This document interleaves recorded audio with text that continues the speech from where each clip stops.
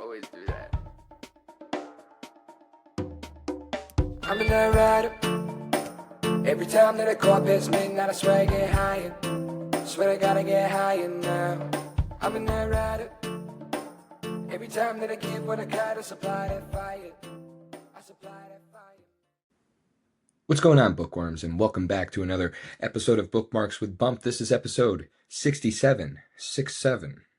I really don't even know what that meme is, and most of the time it annoys me. I don't even know why I did it to y'all just now. I'm really sorry about it. But that is just the infectious nature of the internet and the infectious nature of memes. But memes aren't what we talk about here on this podcast. This podcast is a social commentary podcast that mainly focuses on fitness and health, mindset and goals, mental health, and sometimes we travel off into the land of politics and conspiracy and all of those things that some people are afraid to talk about. A lot of times we talk about sports, we talk about football.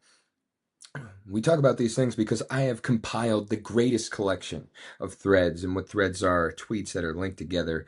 They date all the way back to when Twitter was still Twitter, and now it's X, but I still have all these threads, and I never had time to really go through that bookshelf and read through these bookmarks that I had saved.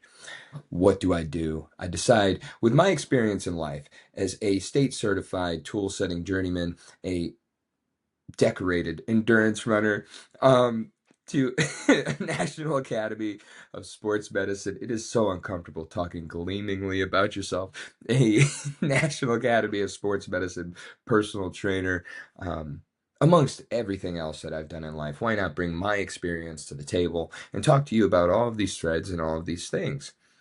Speaking of experience, last week we talked and we recapped the Surftown Half Marathon.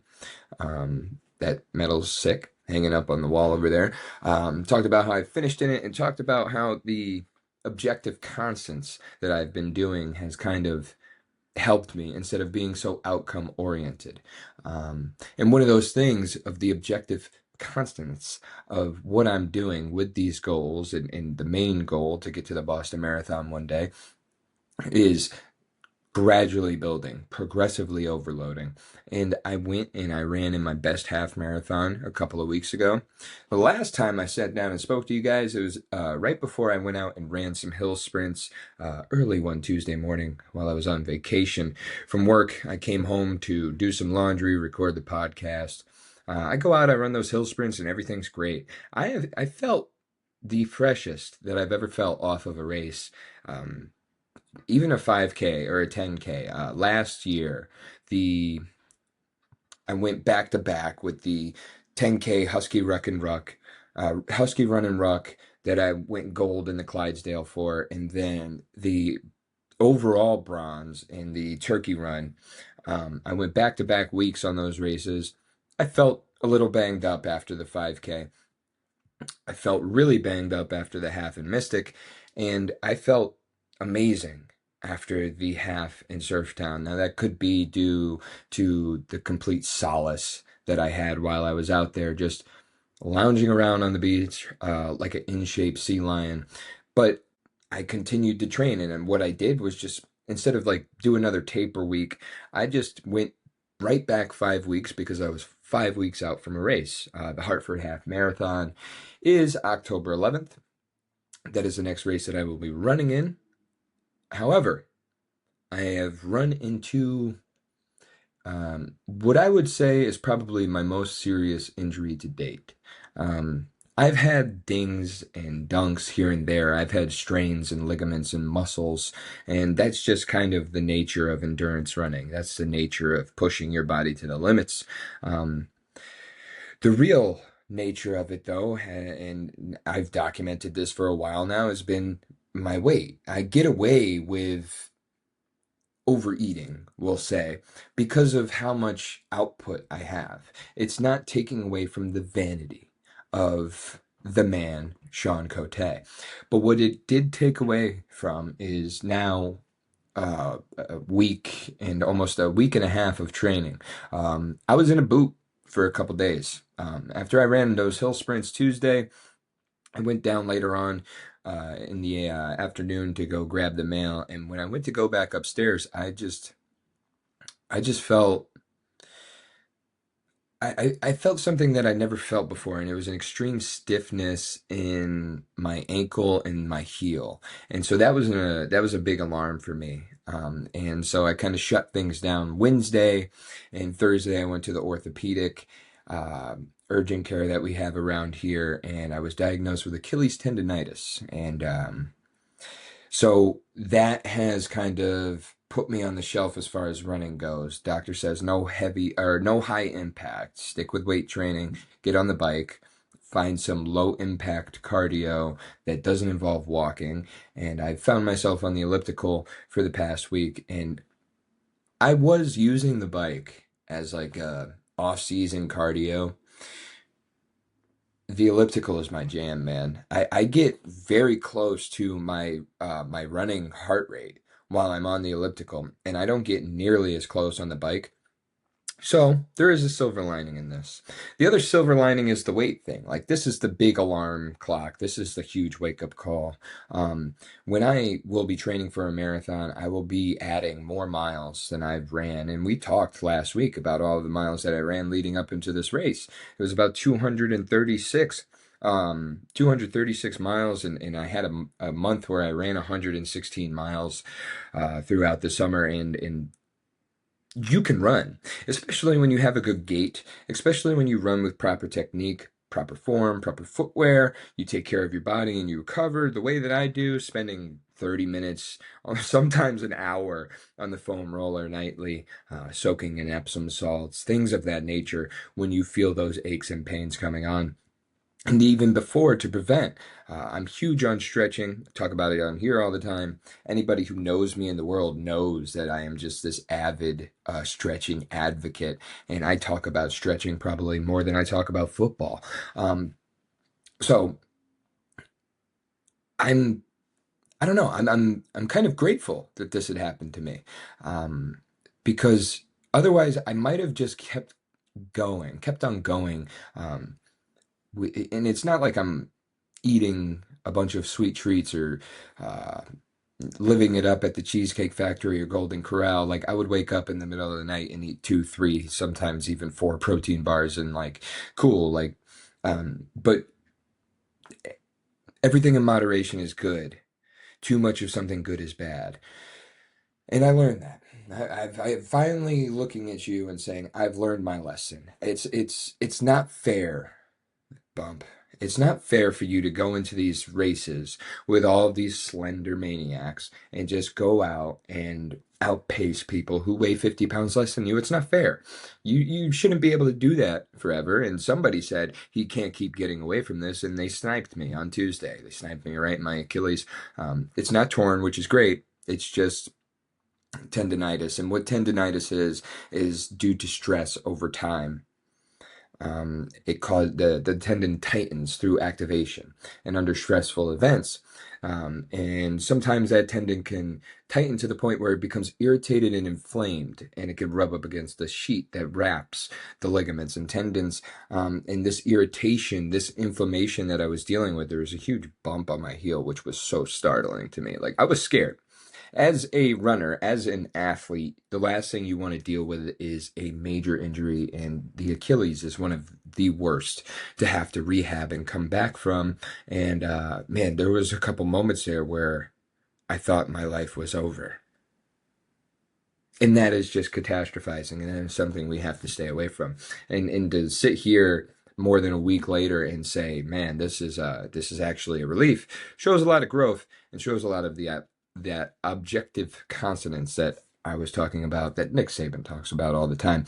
But if you continue to go under that tendonitis, if you continue to go, scar tissue can build up on the ligament or around the ligament and cause that ligament to rupture and tear one day. And just taking the doctor's advice and taking it easy seemed like the smartest thing for me to do in that moment. And sometimes it's okay to do the smartest thing. Sometimes it's okay to set yourself back a little bit. Every time it's okay, especially if you go about it the right way, which is how I feel I'm going about it right now, and will continue to go moving forward. As I sit here today, walking feels completely fine. It feels like the last bit of stiffness in my calf is starting to go away. And that is a good sign for me. And listening to these signs is very important. And once these signs go away, I am clear to begin to run again. The doctor was very encouraging on my path to running. And the fact that sitting here and telling you, like, yeah, my weight's the issue, and it's not just from me. That is also from the doctor. And he didn't just say it like that, because he asked me about the half marathon that I ran in and what my pace was. And his face, he went like this. The doctor went like this. What? So, yes, it sucks that I'm dealing with a setback, but it's pretty cool to hear from a doctor that you are an absolutely physical anomaly. Moving on from that, and I just put out a slideshow on TikTok, so follow me there at bookmarkswbump. Not only do you just get clips of the greatest parts of this episode if you don't feel like watching the whole thing, but if you do, right now it would be a great time to subscribe, like, and leave a comment.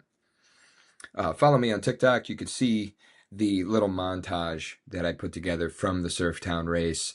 And that's the type of content you'll get on there. Aside from the clips from the podcast, clips from what I'm doing in the gym, you'll also get these race recaps as well, which are pretty cool. The way that the Hartford Marathon Foundation shoots all these races. It's probably the best pictures of me you'll ever see. But there is a league. There's a league filled with men that... Saying it like that's kind of weird, isn't it? There's a league full of men that are also absolute physical anomalies, who train, who grind, and who go out and perform just like me. Except they do it on a much larger scale, and this is the NFL. And maybe that's part of the reason why I'm so optimistic and floating through this recovery period, because football's on, baby, and what more do I need? Last night, the Bills brought the Dolphins into Buffalo and teased them for a little bit. It was tied at halftime, and then in the fourth quarter, Tua throws an interception, and they get away from the run game, and the Bills just run off, and they win by 10. The spread was 11.5. That's a big number to cover on a Thursday night game. So they didn't cover, but they won. They are now 3-0, and Josh Allen, through his last 20 games, is on a 30-touchdown, 1-interception tear.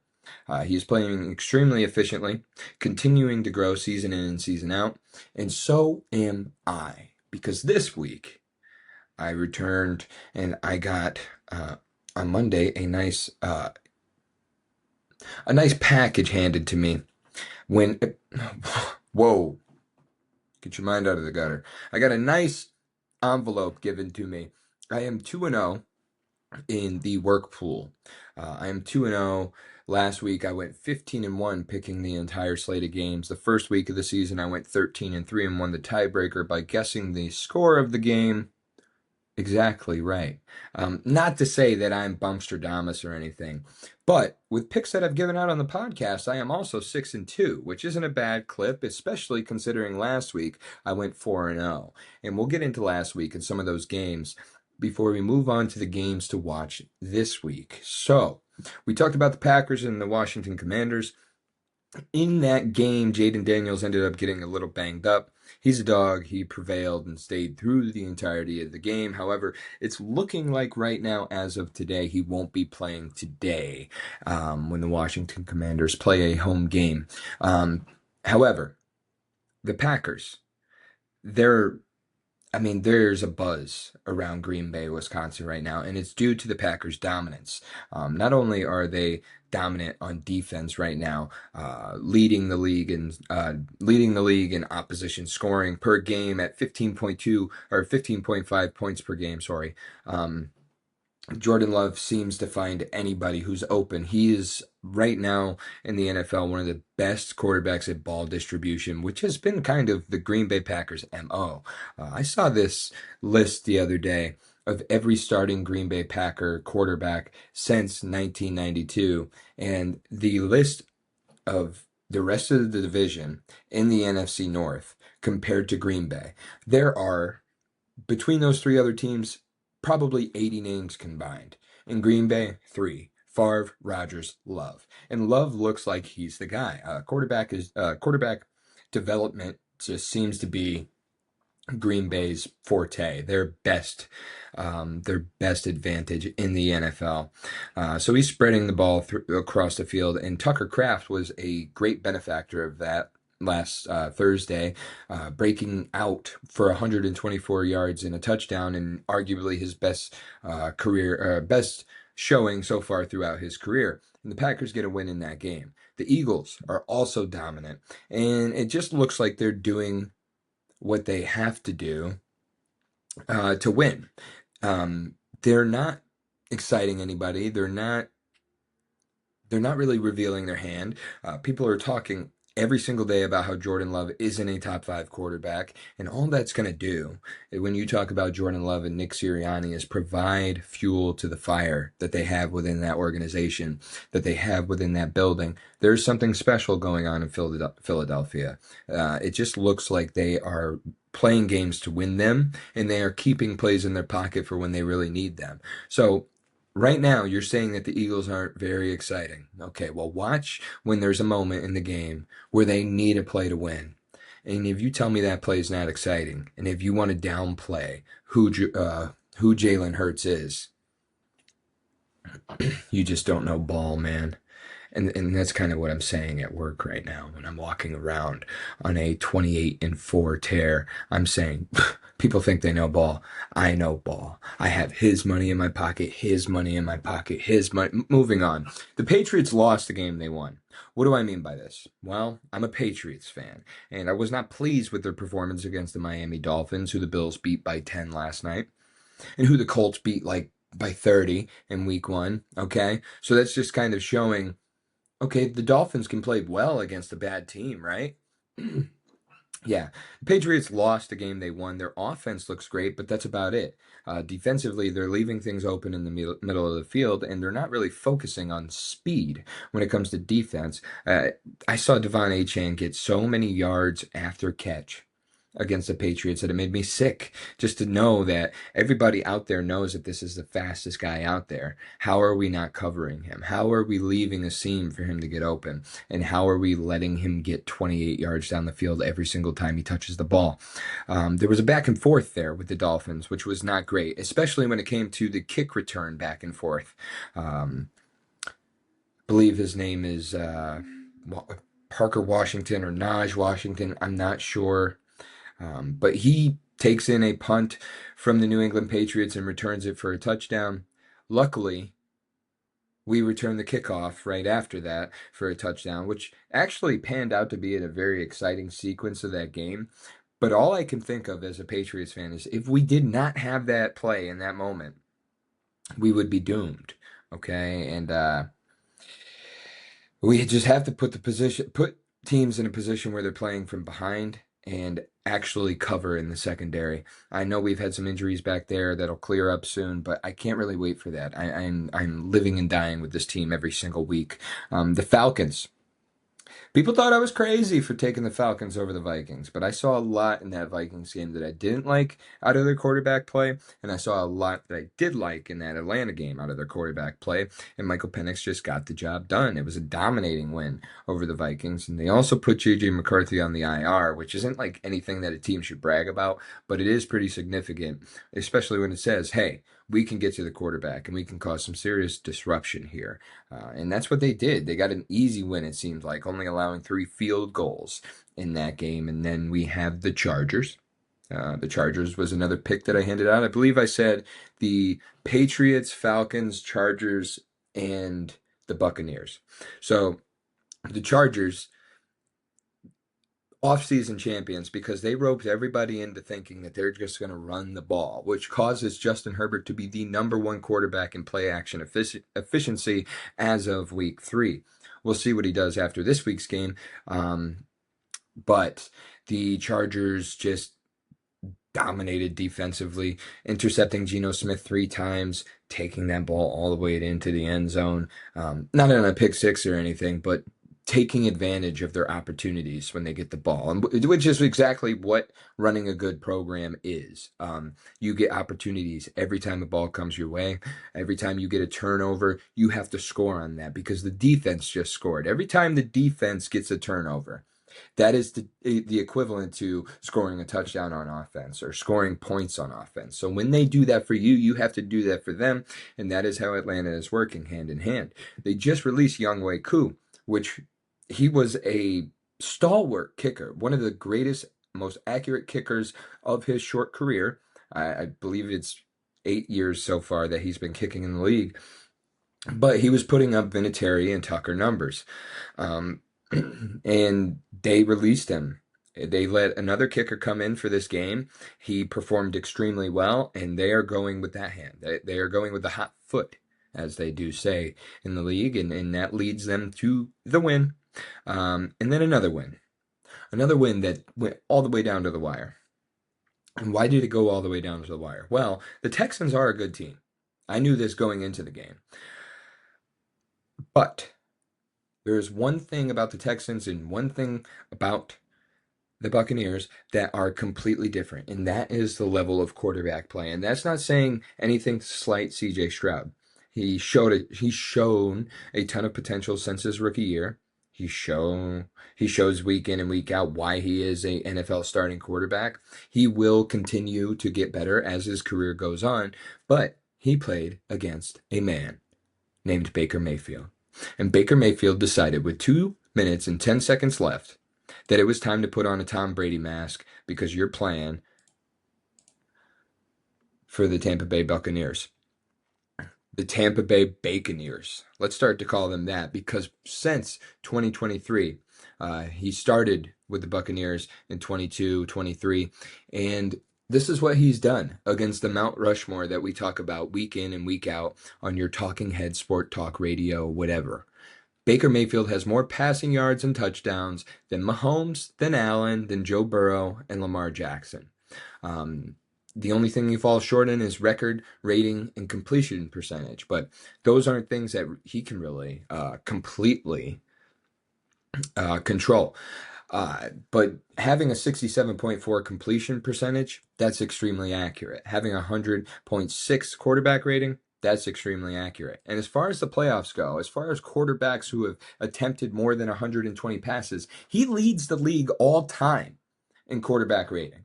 Baker Mayfield is a great quarterback. The Browns and the Buccaneers, there are two different types of organizations. And I'm going to bring back this term that we talked about, that objective constants. Okay, that is goal setting. What are we striving for? What are we working for? And if it's to win the day, you achieve more trying to win the day than you will trying to win the medal.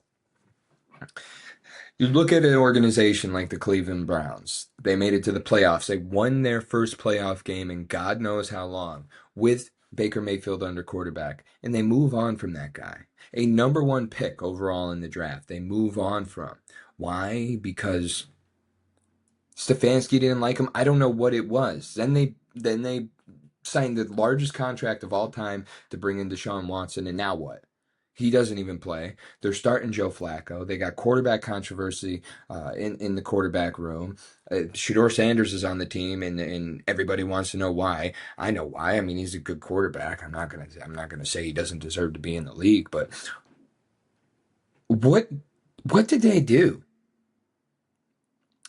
I'll tell you exactly what they did. The Browns and the Panthers unleashed a demon across the rest of the league. And you saw it that Thursday night game in 2022 when when the Panthers traded Baker to the Rams and he won that game for Sean McVay and the Rams when Stafford was out. This guy is a consummate quarterback. He's somebody who's going to be a constant in this league. And now, luckily for Tampa Bay, they are going to they're going to ride with this guy. They signed him to a long-term contract. Everybody in the organization loves him. And since having Tom Brady in the building, the Buccaneers have continued to win, winning 5 straight NFC South Division titles. Baker Mayfield is the man, and that's my point. All right? That's really all I wanted to say. I love Baker Mayfield because who doesn't love a good comeback story? You're talking about Mr. Comeback King over here. Of course I'm going to love a guy like Baker Mayfield. It just makes extreme sense. And speaking of making extreme sense and comeback kids, this is why we're talking about this game instead of any other game in the 1 p.m. slate. We're talking about the backup bowl. It makes complete sense to go with Carson Wentz. Carson Wentz and the Vikings will get the win, even without Aaron Jones. And I'm going to tell you why. Drake Browning is a great quarterback, and there's a reason why Cincinnati continues to roster him and continues to feel comfortable when they try him out on the field whenever Joe Burrow goes down. Unfortunately, it's a lot when he goes down. And why? Because the offensive line pass protection is terrible in Cincinnati. It remains terrible in Cincinnati. They paid their quarterback and their receivers. They paid their defensive end. They continue to fail to provide protection for the quarterback, and this happens every single season. He's out dealing with turf toe. J.J. McCarthy, as we talked about, is out. He's dealing with a high ankle sprain. And so we have Carson Wentz, a veteran who was this close to an MVP, a Super Bowl winner, although he lost his legs in the playoff because he's just a cardiac king. When you ride or die with a team that Carson Wentz is quarterbacking, you know you're in for some exciting football. The difference here is that he is with the quarterback whisperer, Kevin O'Connell. Kevin O'Connell is now famous for what he's been able to do with quarterbacks. Sam Darnold is starting in Seattle right now with a huge contract because of how he performed last year underneath Kevin O'Connell. Hey, think about this. The Colts, they bring in a new quarterback, Daniel Jones, this year. He wins the starting position, and now the Colts are 2-0, and they have a camaraderie in that locker room. Where do you think he got that from? Well, I'm sure that he was always equipped with it when he was in New York, another instance of a terrible offensive line. However, right now, he came to the Colts straight off of a little bit of a tenure with the Vikings. I'm sure he learned a ton from Kevin O'Connell in that quarterback room. I am confident that this could help bring Carson Wentz back to form. A coach like Kevin O'Connell. When he was in Indianapolis with the Colts, he had Frank Reich, who is unemployed. And then he went to the Washington Commanders. That coach, where's he? Unemployed. He hasn't had anything constant in his career since he left Philadelphia. Listen, I'm ride or die with Carson Wentz. He has all of the abilities. He has all of the strength. He has all of the pocket presence, and he has a cannon of an arm. And if he's out there throwing to Justin Jefferson and Adam Thielen and T.J. Hockenson, I think there's going to be a little bit of success there. So yeah, let's take the Vikings against the Cincinnati Bengals. Both teams will advance to 2-1 with a win in this position. And a loss in this position for the Bengals. We're going to talk about the Patriots every single week, all right? If I'm a Patriots fan, you're going to become a Patriots fan. If I'm living or dying with the team, so are you. This is what Bookmarks with Bump is. It is everything that's great about life and bringing it into my field so y'all could play some ball there. The Patriots and the Steelers are both allowing a lot of points. The Steelers are allowing 31.5 points so far, which is so uncharacteristic of them. They usually they're known for their steel curtain, their defense, their tough defense, but teams are having a ton of success running away from TJ Watt, and teams are having a ton of success burning somebody in the secondary. They have a lot of veterans in that locker room. Do they have tired legs? I don't really know. I think there's a lot of energy around the Pittsburgh Steelers right now that could help propel them to a win in this instance. However, the Patriots, they went down to Miami. They let the Dolphins score 27 points. But at home, they're only allowing 20 points. And I know that there's a small sample size to look from, but this is historically how the Patriots play, even when they don't have a lot of pieces around. When I look at the Steelers' offense, Calvin Austin and DK Metcalf is a duo that scares me. However, DK Metcalf scares me more than anything. I do not want to run into him in a dark alley. However, I'm sure Christian Gonzalez and the rest of the Patriots secondary do want to run into him at a high rate of speed on the field at Gillette. This game is at home, and the Patriots are home dogs. They watched Vrabel sprint down the sideline when they returned that kickoff last week. And I think that was the emotion and the fire that Vrabel is capable of bringing out of a locker room. He wants to win there, and he's going to win there, and he's going to win there against the Steelers.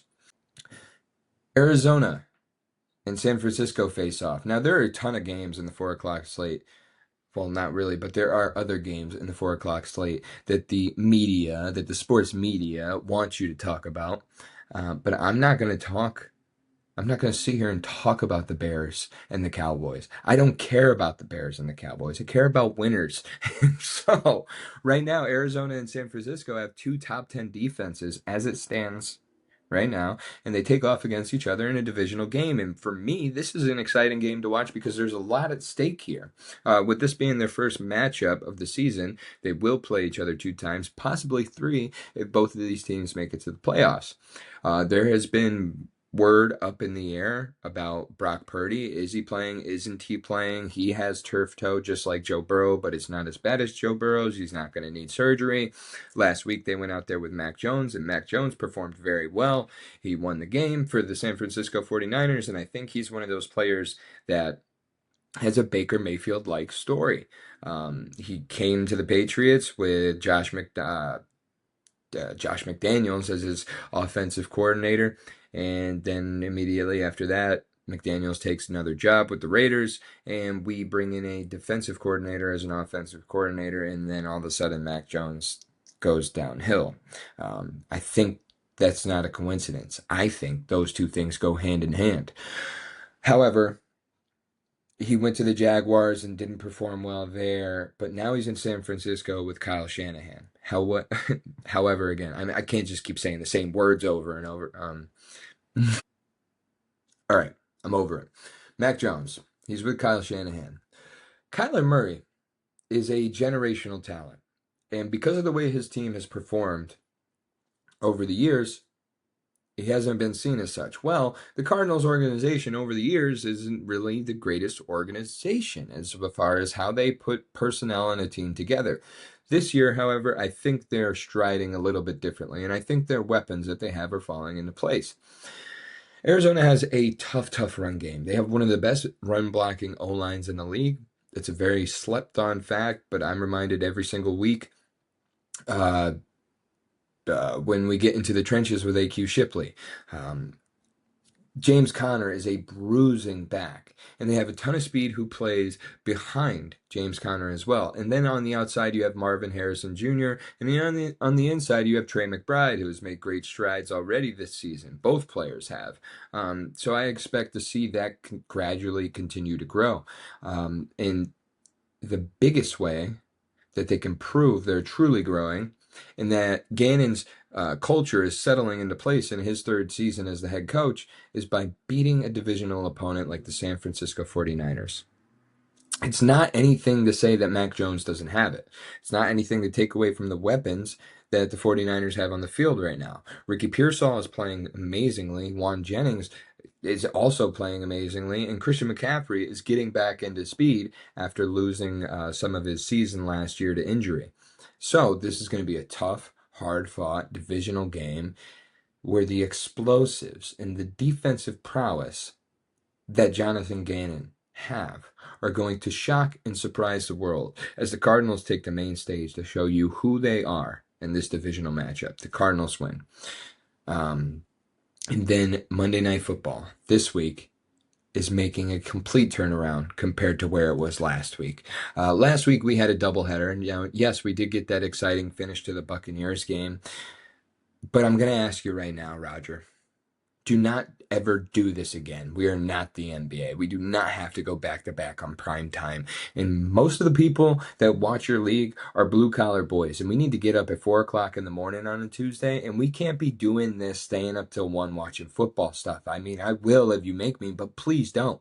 The Lions and the Ravens, marquee Monday Night Football matchup. Okay.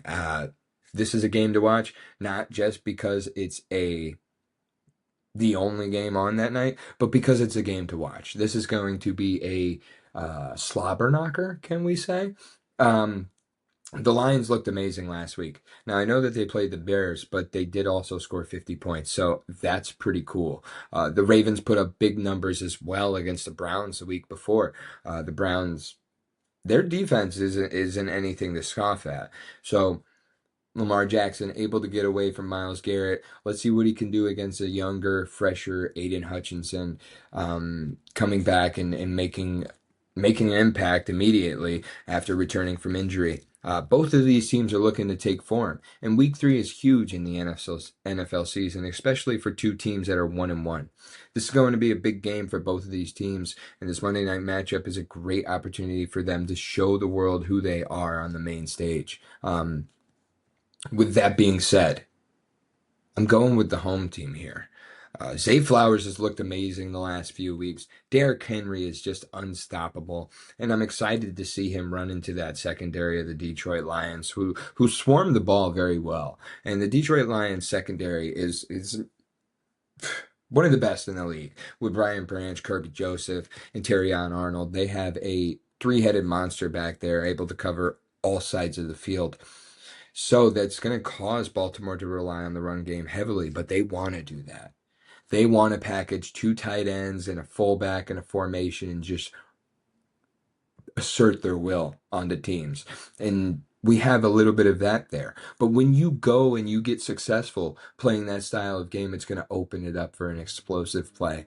And I'm excited to see Rashad Bateman and Zay Flowers catch a ball thrown 70 yards through the air from Lamar Jackson, who just has the need. He has the need this season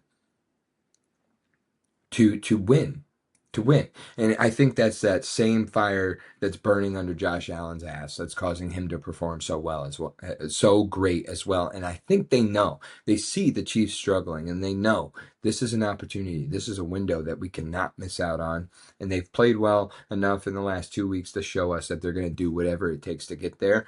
And the Baltimore Ravens are going to take home the home game. So this week we have Vikings, Patriots, Cardinals, Ravens. Those are the 4 picks for this week. And I also have pleaded to Roger Goodell, which is something I might not have done in my younger years. In my younger years growing up, I was a little bit of a shy guy. But over time, I've grown, and I've grown confident in myself and my ability to ask for what's right. And this guy here, Succeeded Mind, tells you he can teach you the recipe to be confident in 2 minutes, because he was shy for 23 years. This is how to be confident in 2 minutes. As always, the threads are linked in the description. Feel free to follow along with me. Bookmarks with Bump is a pro read-along show, and I do ask you ever so kindly to please do.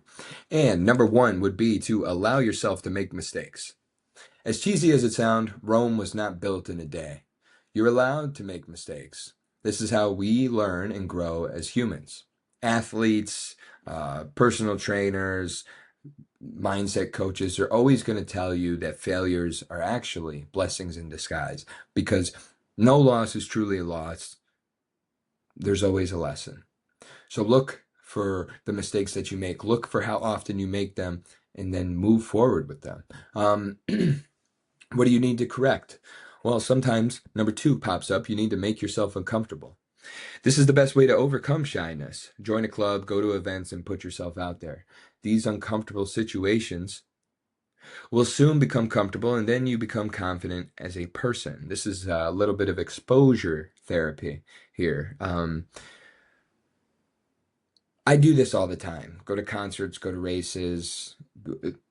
I'm just not afraid to do things on my own. If I can't find somebody to do something with, how much do I want to do it if I don't just go out and do it? How much do you want something? Do you want it enough to make yourself uncomfortable? I don't know. What's the worst that could happen? Number 3, everyone is human.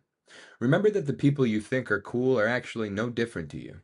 Everyone has their own problems, insecurities, and doubts. Stop thinking they're better than you. We put people on a pedestal, and sometimes that's kind of what takes us away from the reality of what you're sitting in. You are only as important or as confident as you make yourself, and the same thing can be said about everybody else that you're dealing with in life. And in life, you have to take risks. I know it's scary, but you need to take risks. If your dream looks too risky and scary, break it down into smaller parts. Then it won't be so intimidating to pursue.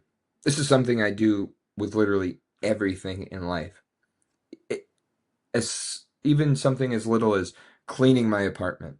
When I see that there's a big mess, which there never really is, not to brag or anything, but you have to take that big mess and cut it into sections because you're not going to do it all at once anyway. Everything that you're trying to achieve in life isn't going to happen all at once. So cut it into sections and take what you can digest and move forward. And then before you know it, everything you wanted to do, you made happen. Number 5, get into shape and dress well. The easiest way to become confident is to look good. If you don't like your appearance, you will shy away from social settings. If you are confident in your appearance, you'll be confident in social settings. And there's a little bit more that goes into this just than getting into shape and dressing well. I think the abilities that you show yourself you have, you're showing yourself what you're capable of. And being more capable is something that helps you become more confident as time grows. So I think that's really where that comes from. I don't think it's so much of the vanity of things, but hey, to each their own. Number 6, less planning, more action. Too much planning can lead to overthinking and social anxiety. Take action instead. Also, the more times you do something, the more confident you will get. Seems like something I was just saying. Number 7, give yourself more credit and stop being so hard on yourself. Remember all the good things you have done and remember how far you've come. You're doing just great, and you should remind yourself of that often. And this is true. And I know a lot of times I come on here and I tell you that I'm disappointed in the way I performed in a race and something like it could be something like that, but that's not me not patting myself on the back. I pat myself on the back in private. Last week I pat myself on the back in public because I was excited and pumped about my personal record in half marathon. Um, you do have to give yourself credit for every step that you take along the way, but you also have to be realistic with yourself and what your goals are to help keep you accountable.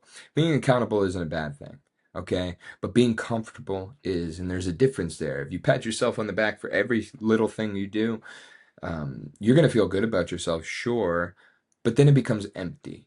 Save those pats for the moments that matter the most.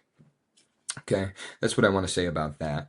And I think somebody who could pat themselves on the back here is J-Mac. J-Mac at Fat Loss for Dads. Now, I'm not a dad, but hey, I mean, who doesn't need some fat loss? He wasted 9 years making mistakes with fitness, so you don't have to. Here's a 7-step blueprint so you can transform your physique in less than 2 years. Now, you see, he looks very angry in this picture here. And I don't think that's just because he's a fatty boom patty. I think that's, I mean, the guy's not in terrible shape. I mean, he's just a little fluffy. But he was probably, he was probably down on himself and hard on himself here. He probably feels a lot better about himself. And there are steps to get there. And this is how he got there. Number 1 was to lift weights 3 to 5 times a week. You won't achieve your desired physique through fat loss alone, unless you just want to be skinny. But no one wants that, right? Benefits of lifting weights include increased strength, a reduced risk of injuries, improved heart health, increased metabolism, and increased muscle mass, which also increases your metabolism. All of these things go hand in hand. Isn't that amazing how this beautiful world works? Lift weights 3 to 5 times a week and follow a training plan that includes the basic movement patterns. Get stronger over time. Number 2 is something we talk about endlessly here, and it's that you should be eating 1 gram of protein for every pound of body weight. Protein is vital for repairing and building all of the tissues in our body. Other benefits include suppressed hunger, good for bone health, increased metabolism, increased muscle mass, decreased blood pressure, and it helps recovery from injuries. Number 3, wow. 80% whole foods diet. Whole foods are full of vitamins and nutrients that the body requires to function properly. Think of fish, eggs, dairy, grains, seafood, vegetables, lean meats, and starchy veggies. What whole foods are basically are just one ingredient foods, and that's really the main thing that we should be eating. It keeps us away from extra ingredients, it keeps us away from processed foods and all of that nasty shit they put in the food that they feed us.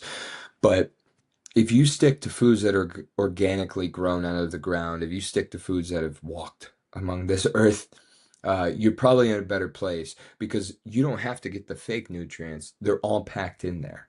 Number 4 is to limit alcohol.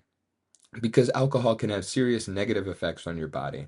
It's full of empty calories. It increases the risk of cancer. It disrupts the gut microbiome, not bicrobiome. It increases sleep or stress and anxiety because it impedes sleep and recovery. Negatively affects decision making, which is a huge one, limited to a few or no drinks per week. Number 5, we have daily walks. Daily walks are a great tool for mental well-being and fat loss. Other benefits include burning calories, which relates to the fat loss, improvement in mood, which relates to the mental well-being, an ease of joint pain, an increase in energy, and improving heart health, boosting immune function, and you should be aiming for 8,000 steps daily as a minimum. Number 6 is to drink lots of water, because hydration plays a key role in many bodily functions. It increases energy, improves digestion, suppresses hunger, decreases joint pain, improves brain performance. It transports nutrients and vitamins, and you should aim to at least drink 2 liters of water a day. And it's not just water. You need electrolytes in there. You need to replenish those stores that you expend throughout all of your activity. So aim to drink your 2 liters of water a day, sure, but make sure that you get a sports drink in there that's not full of sugar, or you get some electrolytes off the shelf at GNC or your local supplement store. Shout out to Sup Life. Number 7, be consistent. That's the most important point of all. Consistency. Whatever you do must be sustainable over long periods of time. Otherwise, all the good work will go to waste, because this stuff takes years, and I can attest to that. I have been living this life for the last 6 years now,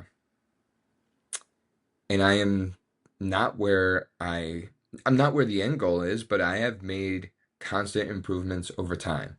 Yes, there are some moments where it goes up and down, but where I am from then to where I am here is all the way up. And that's just being consistent. Being consistent and being dedicated. You transfer those things to anything in life, you're going to be successful in whatever it is you're trying to do. And that's kind of what I talk about all of these things for. I don't just talk about racing and running and lifting weights because it's something that is niche or cliche or cool. I talk about these things because it does change your life. I look at everything in my life, including my career, as an athletic endeavor now.